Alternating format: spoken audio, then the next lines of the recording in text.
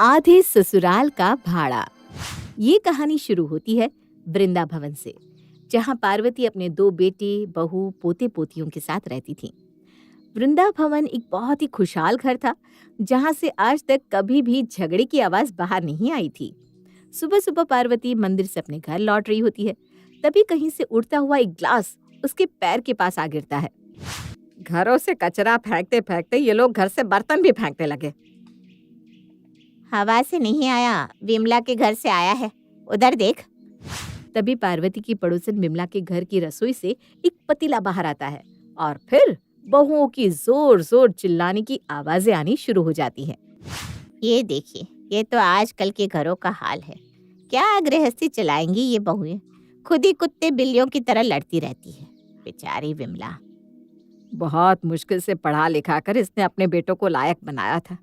बहुओं के परिवार वालों से 1 रुपया तक नहीं लिया था शादी में, और अब देखो। पार्वती ये कह रही थी कि विमला की बहुएं लड़ती हुई मोहल्ले में आ जाती हैं। घर पर लड़ते तुम दोनों का मन नहीं भरा, जो मोहल्ले में आकर लड़ने लग गई। आज मैं तुझे जिंदा नहीं छोड़ूंगी। और वहीं बेशर्मों की तरह विमला की दोनों बहुएं गिर गिर कर हाथापाई करने लगती है। अरे जान से मार दोगी क्या एक दूसरे को तुम दोनों? धन्य भाग्य है पार्वती तेरे। एक बार कम पैसे में जीवन आदमी चला सकता है, पर शांति के बिना नहीं। पूरे मोहल्ले में एक तेरा घर है जहां आज भी कायदा कानून वैसे ही बरकरार है। हाँ, भगवान की दया से अच्छी बहुएं आ गई। भगवान करे ऐसे ही उनका प्यार बना रहे। मुझे भगवान से और कुछ नहीं चाहिए। ये कहकर मुस्कुराती हुई पार्वती अपने घर जाती है, जहाँ दरवाजे पर दूध लिए अजित दूधवाला खड़ा था। भाभी जी दूध आई। क्या अजित भैया, कल दूध एकदम पानी जैसा दिया था आपने। मुझे तो चल जाता है, मेरे बच्चे ऐसा दूध नहीं पीते। जेठ जी को खाटे दूध की आदत है, ध्यान रखा करिए। यही तो देखकर दिल को सुकून मिलता है बहू। जहाँ मोहल्ले में एक ही घर की 2 बहुएं एक दूसरे की जान की दुश्मन बनी बैठी है, वहाँ किस तरह तू अपनी जेठानी के परिवार को अपना समझती है। वैसे भाभी, आज 1 पाव दूध कम है। ये सुनते ही सीमा वहाँ आती है। कोई बात नहीं, कम है तो मुझे 1 पाव कम दूध दे देना, पर तू पूरा दूध लेना नैना, तुझे दही भी तो जमानी है ना। तो कुछ इस तरह का नजारा था वृंदावन निवास का। अपने हिस्से में कम दूध लेकर सीमा रसोई में चली जाती है। ये नैना क्या समझती है कि मम्मी जी के सामने अच्छे बनने का ड्रामा करके घर का बड़ा हिस्सा वो ले लेगी। ऐसा मैं होने नहीं दूंगी। भागलपुर की हूं मैं, 1 इंच भी मेरे हिस्से का जाने नहीं दूंगी, भले उसके लिए 1 पाव दूध छोड़ना क्यों ना पड़े। इधर रसोई में सीमा खुद से बात करके अपनी भड़ास निकाल रही थी। वहां नैना अपनी माँ से फोन पर बात कर अपनी चिढ़न निकाल रही थी। न जाने कब इस घर का बंटवारा होगा मम्मी। सबसे बड़ी कमी तो मेरे पति की है। जब भी लगता है कि बंटवारा हो सकता है, ये अपने भाई के नाम की माला जपना शुरू कर देते हैं। अगर यही अच्छा कमाते होते ना, तो इस घर को छोड़कर मैं तो कब का जा चुकी होती। पर नहीं ना, इनका पेमेंट आप तो जानती हैं। जॉइंट फैमिली है, खर्चा तो मैनेज हो जाता है। इसी कारण बस चुप हूँ मम्मी। शाम के वक्त चाय पीते हुए हरि और पार्वती बातें कर रहे थे। भगवान ने हीरे जैसे बेटे दिए, इतनी प्यारी प्यारी बहू दी। बस जरा पैसे भी ठीक ठाक होते तो फिर टेंशन ना रहती। तभी अपने सास ससुर को इस बात पर बात करता देख नैना फौरन वहां आकर बैठ जाती है। यही सही वक्त है, पापा जी के पास 2 एफडी है। मैं भी जरा अपना गम सुना देती हूँ। इसी बहाने अगर एक भी एफडी तोड़ दी तो 20 लाख तो यूं आ जाएंगे। बात तो सही कह रहे हैं पापा जी आप। कभी किसी का बुरा करना नहीं चाहा इन्होंने, पर देखिए ना, कमाई के नाम पर 17,000। अब 17,000 में घर कहाँ चलता है। जो कुछ लाते हैं सारा माँ के हाथों में रख देते हैं। अब तो स्कूल का नया सेशन भी आने वाला है। बच्चों के एडमिशन फीस, स्कूल ड्रेस, पता नहीं सारा खर्चा कैसे मैनेज होगा। और उसी वक्त हाथ में राशन का थैला लिए सीमा बाजार से वापस लौटती है। हद कर दी इस नैना ने, एक मौका नहीं छोड़ती माँ बाबूजी को इम्प्रेस करने का। मैं बाहर क्या गई, देखो तो कैसे माँ बाबूजी की चापलूसी करने बैठ गई। ऐसे ही कहीं मेरी पीठ पीछे ये इनसे कुछ ले ना ले। राशन कितना महंगा हो गया है मम्मी जी। एक तो बेचारे ये कितना कम कमाते हैं, आप तो जानती हैं। भगवान की कृपा से हमारे पास ये मकान है, वरना न जाने सब कैसे होता। इतनी तकलीफ हो रही है सबको तो कुछ तो करना ही पड़ेगा हरी जी। हम भी इनके माँ बाप हैं, हमारा भी कुछ फर्ज बनता है कि नहीं। हम तो ऊपर रहते हैं, नीचे का तल्ला तो पूरा खाली पड़ा है। मैं क्या सोच रही हूँ कि नीचे का हिस्सा किराए पर लगा देते हैं, 30-40 हजार तो उससे आ ही जाएंगे और घर का बजट भी संभल जाएगा। क्यों बहू? हाँ हाँ एकदम सही मम्मी जी। हाँ हाँ एकदम सही मम्मी जी। ये सुनते ही दोनों बहुएं खुशी के मारे एक दूसरे के गले लग जाती हैं। आखिरकार उनके हाथों में पैसे जाने वाले थे।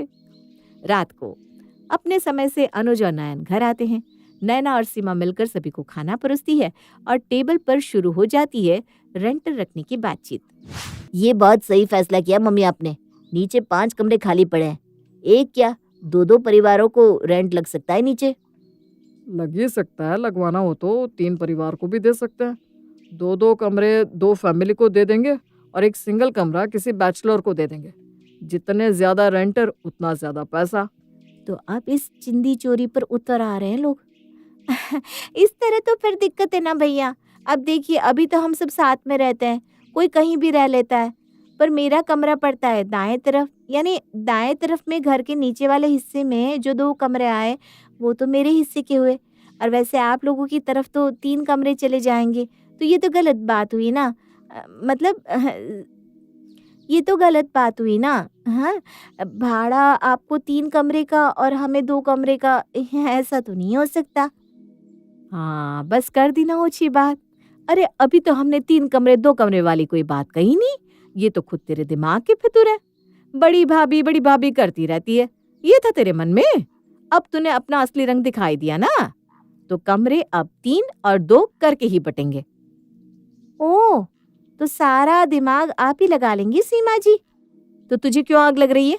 तू भी लगा ले दिमाग। तू भी अपना एक एक कमरा अलग अलग बैचलर को दे दे। एक कमरे में तूने दिखा दिया, जा ऊपर में जो इतना बड़ा कमरा लेकर बैठी है ना, मैंने तो कभी नहीं बोला। कभी देखा है मेरे कमरे का हाल? किसी कबूतर खाने से भी छोटा दिखता है। हाँ हाँ, जैसे मैंने आपको वो कमरा दिया था। मैं तो जब इस घर में आई थी, आप उस घर कमरे को खुद ही लेकर बैठी थी। मुझे तो बचा कुचा कमरा दिया गया था, वो भी किसी तरह मेरे पापा ने तुड़वा कर कमरे की मरम्मत करवाई। वरना जैसी मेरे कमरे की हालत थी ना, मुझे तो लग रहा था कि शादी की पहली रात कहीं परलोक ना सिधार जाऊं मैं।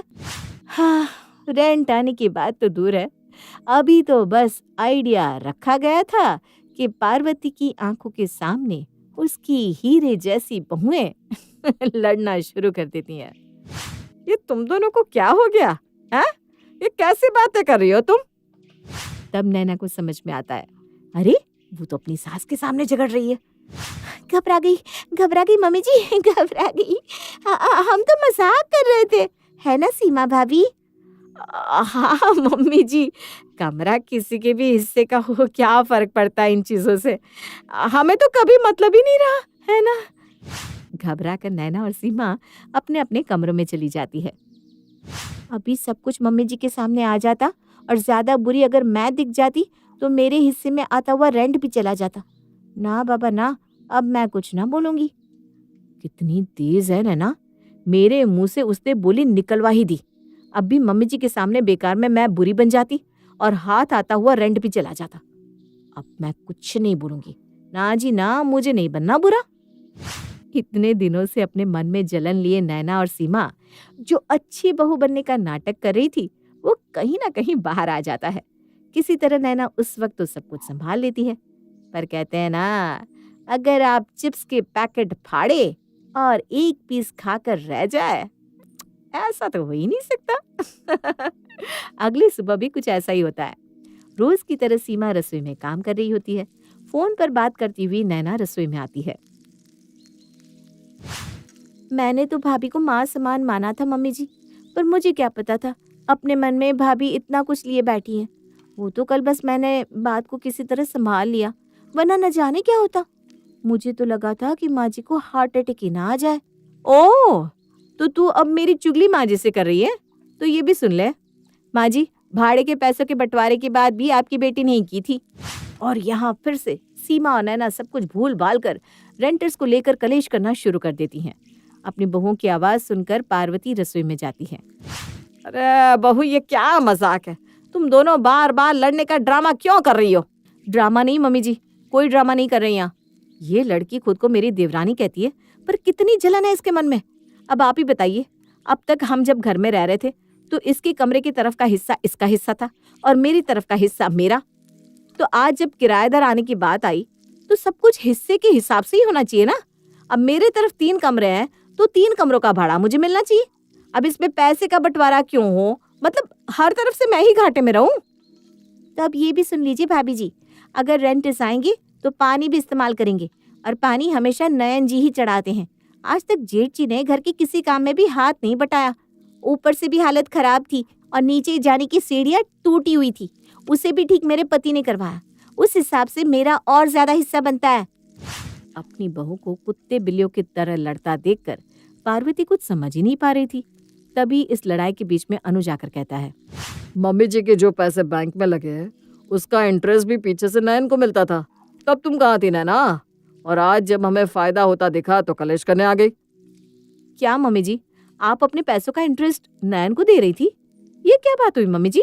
काम करें हम और फायदा मिले इसे, ये तो गलत बात है। तो इतने दिनों से अच्छे बने रहने का नाटक कर रहे थे तुम सब, पैसे की बात आते ही कैसे एक दूसरे के जान के दुश्मन बन गए तुम सब। और तुम सब में बस मेरा एक नयन ही अलग निकला। तभी नयन वहां आकर कहता है, अब बात निकली है तो ये भी सुन लो फिर। कमाता हूँ मैं 27,000 और पूरे 17,000 मम्मी के हाथ में रखता हूँ। आप कितना देते हैं मम्मी को? 12,000। तो ये कौन सा करोड़ों में कमाते हैं? 40,000 में होता ही क्या है आजकल। लीजिए पापा, ये देखिए, गरीबी का रोना रोने वाली आपकी बहू का पति 40,000 कमाता है और देता है बस 12,000। ये है इन लोगों का असली रूप।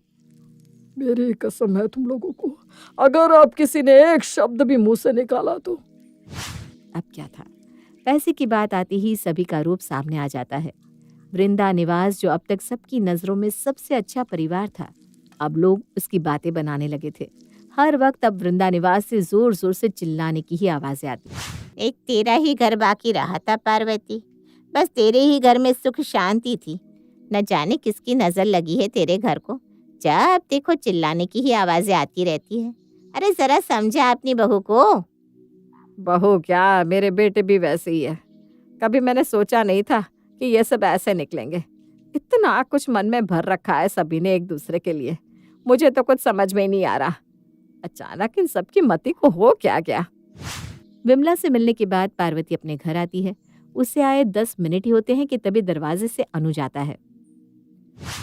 अपनी तरफ के कमरे के लिए मैंने 2 किराएदार ढूंढ लिए मम्मी। 1 हफ्ते में वो लोग हमारा कमरा देखने आएंगे और जल्द से जल्द मैं उन्हें नीचे का कमरा किराए पर दे दूंगा। नीचे के कमरे में जाने के लिए आपको सबसे पहले बाहर का शटर खोलना पड़ेगा भैया। और शटर किसने लगवाया था? मैंने।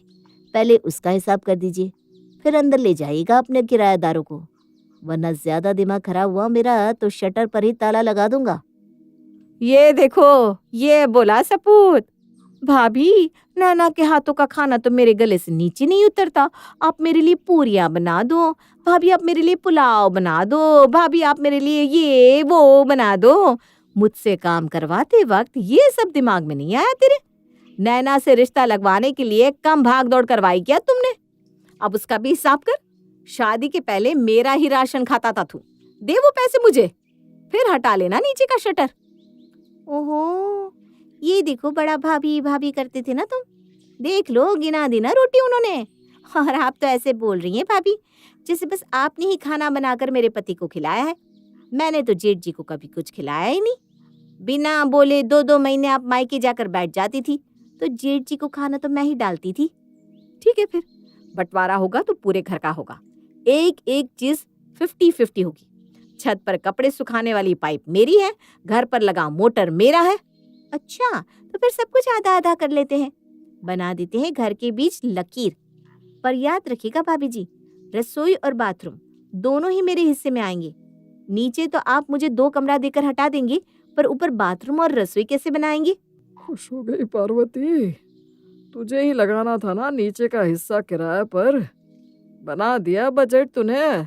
भगवान कभी कभी कुछ लोगों को कम ही सुविधाएं देते हैं क्योंकि वो ज्यादा के हकदार होते ही नहीं। रात को सीमा पहले ही सब्जी बनाकर रसोई से निकल जाती है और उसके बाद रसोई में जाती है नैना और रोटियां बनाकर बाहर आती है। सभी खाने पर बैठ जाते हैं और सीमा सिर्फ अपने पति और अपने सास ससुर को सब्जी परोसती है। वैसा ही नैना करती है। मुझे रोटी, मुझे सब्जी। जब तक आप इस बात का सोल्यूशन नहीं लाते कि नीचे के हिस्से का किराया किसे कितना मिलेगा, तब तक आप लोगों को ऐसे ही मैनेज करना पड़ेगा। हे भगवान, तेरा शुक्र है कम से कम मेरी थाली में सब्जी और रोटी दोनों तो आए। मैंने सभी के लिए 2-2 रोटियां बना दी थी पापा जी। अब अगर ऊपर से और रोटी लगेगी तो वो सीमा भाभी बनाएंगी, क्योंकि उनका काम तो हल्का हो गया ना। एक बार सब्जी बना लो और बात खत्म। मुझे तो बार बार रोटियां बनानी पड़ती है ना। बहुत हो गया तुम दोनों का। अब हम ये 2 रोटियां ही खाकर सो जाएंगे। देख लिया मैंने ये सारा नाटक। अब इसका सोल्यूशन तो मैं कल सुबह ही निकालूंगी। अगली सुबह ठीक 10 बजे सभी एक लाइन में हाथ में कॉपी और पेन लिए पार्वती के सामने खड़े हो जाती हैं। सबसे पहली बात, तुम लोग ये बताओ कि किसने कह दिया कि नीचे का भाड़ा तुम दोनों बहुओं के हाथ आएगा? अरे भाई, किराया मैं लगा रही हूँ तो किराए का पैसा तो मैं ही रखूंगी। क्या मम्मी जी, ये क्या कह रही है मम्मी जी? मैंने तो बेकार में ही नैना से लड़ाई कर ली। यहाँ सब कॉपी पेन लेकर आई हैं तो एक हिसाब और जोड़ लें। अभी से अनुज घर खर्च में 15,000 देगा और नयन 8,000। किसी को इस बदलाव से तकलीफ है तो वो मेरा घर छोड़कर जा सकता है। मेरी सारी की सारी एफडी घर में रह रहे मेरे दूसरे बच्चे को दी जाएगी। सभा बर्खास्त। और इतनी लड़ाइयों के बाद वापस से वृंदा निवास की वही हालत हो जाती है।